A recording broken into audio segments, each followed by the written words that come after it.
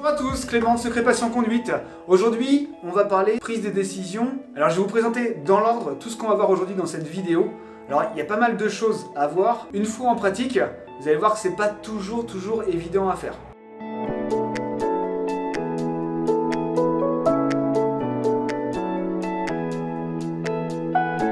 On va voir dans l'ordre ce que c'est que prendre une décision. On va voir où est-ce que c'est important de savoir prendre des décisions, qu'il faut savoir faire, comment il faut le faire, donc quoi faire. On va voir un petit peu certains défauts qu'on a tous dans les yeux. Du coup, restez bien jusqu'à la fin de la vidéo parce que je vais vous parler aussi de comment savoir où vont les gens et je vais vous proposer un petit exercice pour améliorer la rapidité de votre regard pour prendre des décisions.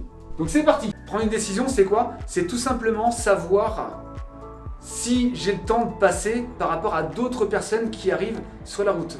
Je connais cette théorie, oui. Où est-ce que c'est? Eh bien, tout simplement toutes les intersections, donc des stops, des cédés-passages, des priorités à droite, des ronds-points, partout où il y a des gens qui se croisent. On est à gauche ou par rapport à un piéton. Donc, quoi faire?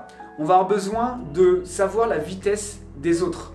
Et pour savoir la vitesse des autres, on va pas faire des maths, mais on a besoin de connaître la formule de la vitesse. Et la formule de la vitesse, c'est tout simplement la distance divisée par le temps. Et pour savoir cette distance et ce temps, il va falloir faire travailler notre œil. Il y a plein de choses dans la vie où ça se fait naturellement, comme par exemple regarder la télévision. Si vous regardez la télévision, en fait, c'est des images qui sont répétées pendant un certain temps. Le temps et la distance vous donnent la vitesse.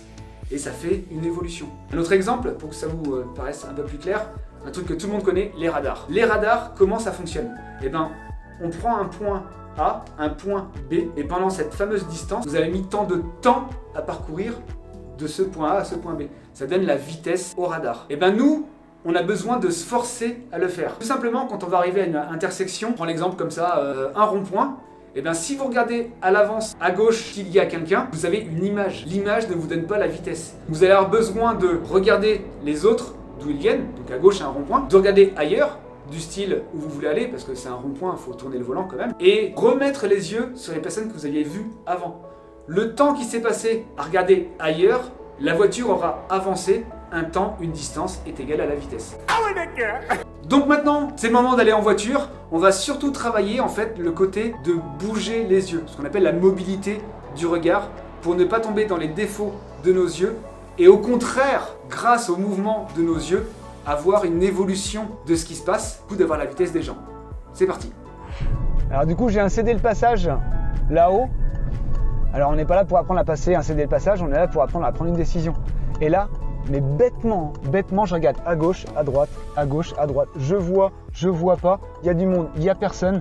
Je bouge mes yeux. Là c'était facile, il y avait personne, mais ça me permet d'avoir une évolution constante. Je vois que j'ai un cédé le passage devant moi, avec une visibilité qui est pareil, pas très bonne. Et toujours pareil, bêtement, je regarde sur les côtés. À gauche, je vois pas, mais c'est pas grave, je regarde à droite quand même. Je regarde encore à gauche, je regarde encore à droite, il y a une voiture, et là je vois qu'elle est assez rapide. Donc là, je suis obligé de m'arrêter. C'est pas parce que vous regardez parfaitement que vous allez passer à tous les coups. Mais c'est là que vous avez le plus de chances de passer. Maintenant, ça fait pas tout. Je suis sur une route où je vois qu'il y a une intersection là-bas. Ils ont un stop, mais juste après, il y en a une autre avec une priorité à droite. Et tout simplement, je regarde mon virage, la prio. Mon virage, la prio. Je bouge bêtement mes yeux et je vais gérer les deux, il n'y a pas de souci quoi. Ça veut dire pas de souci. Si mes yeux prennent de bonnes infos, il n'y a aucune raison que mon cerveau n'analyse pas correctement. Si par contre je commence à fixer un point, là mon cerveau il est complètement embrouillé, prise de décision, zéro. Donc là j'ai une intersection, une priorité à droite, voilà, et je regarde un peu les deux côtés, je regarde sans réfléchir, en essayant de me rendre compte. Aussitôt j'ai une autre priorité à droite, donc là mes yeux ils sont un petit peu partout, sans réfléchir. Bougez vos yeux, faites-vous confiance, et ce sera au moins pas mal, vous allez voir. Donc j'arrive sur un stop, hein. Donc on n'est pas là pour apprendre à s'arrêter à un stop, mais à prendre une décision. Donc j'ai besoin de mes yeux sur le côté pour m'arrêter correctement au stop. Et une fois que je suis à l'arrêt, je regarde bêtement sur les côtés en tournant bien la tête, hein, pour que le nez ne gêne pas l'un de nos deux yeux. Et une fois que je vois que Il n'y a personne, ou si, comme là, il y avait une voiture, mais je voyais que j'avais le temps parce que par rapport à son allure, j'avais le temps de traverser la route avant qu'il ne soit arrivé. Et ben, du coup, je peux y aller. Alors du coup, un petit peu plus loin, je vais tourner à gauche. Et pareil, pour tourner à gauche, il me suffira de regarder les gens en face et où je veux aller. Ou en tout cas, ailleurs. Je regarde les gens en face, je regarde où je veux aller, je regarde dans mon rétro, je regarde tout ce que je veux. Et comme ça va me permettre d'essayer de savoir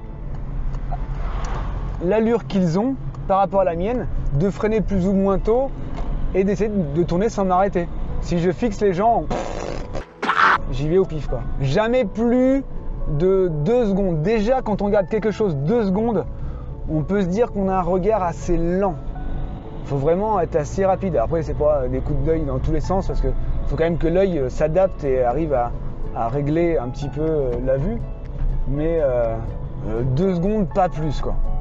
Alors je voulais aussi vous parler de quelques petits défauts qu'on a dans les yeux qui donnent des problèmes de vue. Le premier, le fait qu'on a besoin de nos 2 yeux pour voir correctement, qui fait que, je pense comme tout le monde, on a un nez entre les 2 yeux. T'as un cap, c'est une péninsule. Si je cache un œil et que je regarde avec mon autre œil du côté de ma main, et ben je vois pas. C'est un peu pour ça aussi que dans les autres écoles on vous saoule tout le temps, enfin si ça vous saoule, mais de tourner la tête et pas de regarder du coin de l'œil, parce que sinon vous voyez que d'un œil.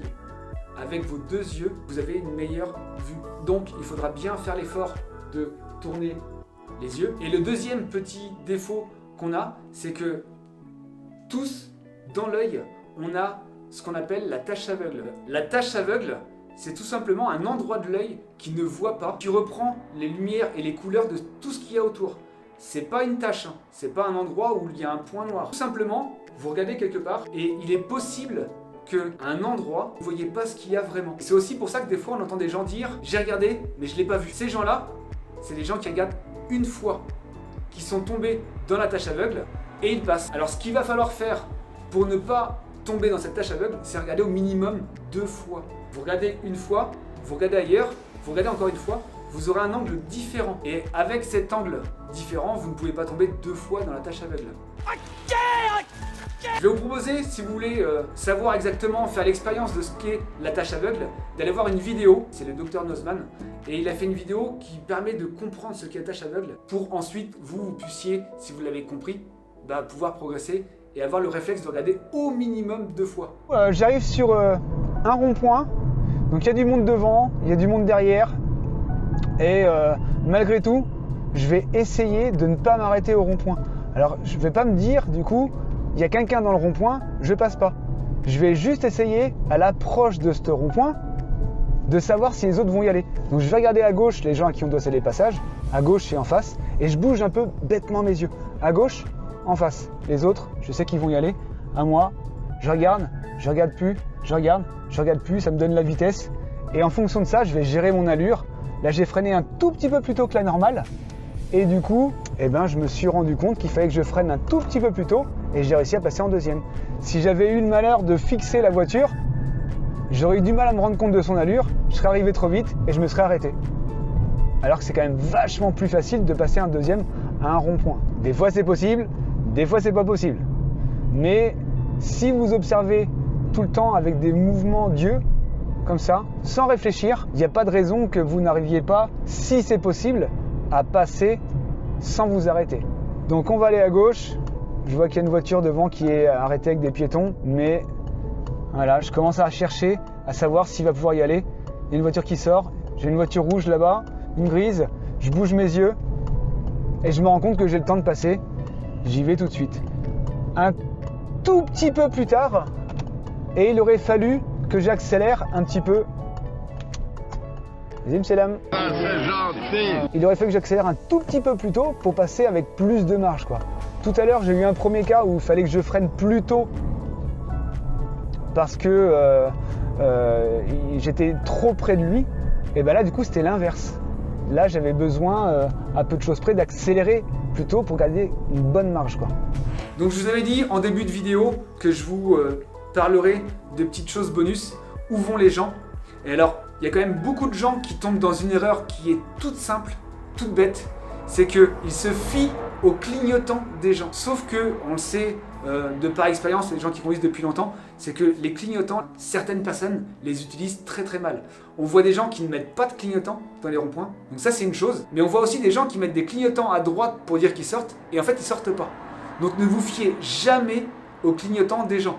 Si c'est très longtemps à l'avance, ça peut nous mettre la puce à l'oreille, tiens, peut-être qu'il va tourner, mais il ne faut pas à source sûre se dire il a mis un clignotant, donc il tourne. Par contre, il y a des choses qui ne trompent pas, et comme on a parlé beaucoup du regard aujourd'hui, et bien tout simplement, si les conditions climatiques le permettent, s'il ne fait pas nuit, s'il n'y a pas un soleil énorme et que ça reflète sous le pare-brise des voitures, et bien les yeux des gens. Essayez de capter le regard des gens. Quelqu'un qui regarde à droite ne va pas à gauche. Quelqu'un qui a un clignotant à gauche et qui regarde à droite, vous pouvez être sûr, il va à droite. Ou il y a d'autres petites choses qui fonctionnent pas mal, c'est les roues avant des gens vont tourner avant que le véhicule ne change de direction. Tous les véhicules vont avoir les roues qui vont tourner avant que le véhicule ne change de direction. Pas toujours évident à voir non plus, mais les mains des gens. On pourrait voir quelqu'un qui tourner son volant avant que le véhicule ne change vraiment de direction. Donc c'est des petites choses qui peuvent vous aider à savoir où vont les gens. Toujours en essayant d'avoir les yeux qui bougent. C'est de voir les yeux des gens, où je veux aller, je regarde les roues avant, où je veux aller. Si c'est une moto, son casque, le casque qui va tourner. Tout ça peut vous aider à savoir où est-ce qu'ils vont aller. Donc je vous disais tout à l'heure que j'avais un petit exercice pour vous faire progresser dans la rapidité de votre regard. C'est un exercice qui est utilisé par les plus grands pilotes du monde, que ce soit en Formule 1, en rallye. Et tout simplement, vous mettez une liste de chiffres d'un côté d'une feuille et de l'autre. Et tout simplement, il va falloir lire les chiffres en étant à une vingtaine de centimètres de la feuille, donc bien en face. Vous allez devoir vous mettre face à la feuille à environ 20-30 cm de celle-ci. Et il va falloir lire les chiffres de gauche à droite en baissant d'une ligne à chaque fois de haut en bas. Prenez un chronomètre, une autre personne va avoir les mêmes chiffres affichés, peu importe les numéros que vous mettez. Ça, on s'en fout complètement. Vous pouvez faire plusieurs feuilles si vous voulez aussi. Le but, c'est que vos yeux aillent de gauche à droite et qu'ils baissent, comme ça. Ça va vous permettre, avec le temps, à force de s'entraîner, d'avoir un regard plus rapide. Petit gage, si vous vous trompez de ligne, on rajoute 1 seconde au chrono à chaque fois qu'il y a une erreur. C'est ludique, c'est sympathique et ça va vous permettre, avec le temps, d'avoir les yeux beaucoup plus rapides. Je vous fais une petite démo.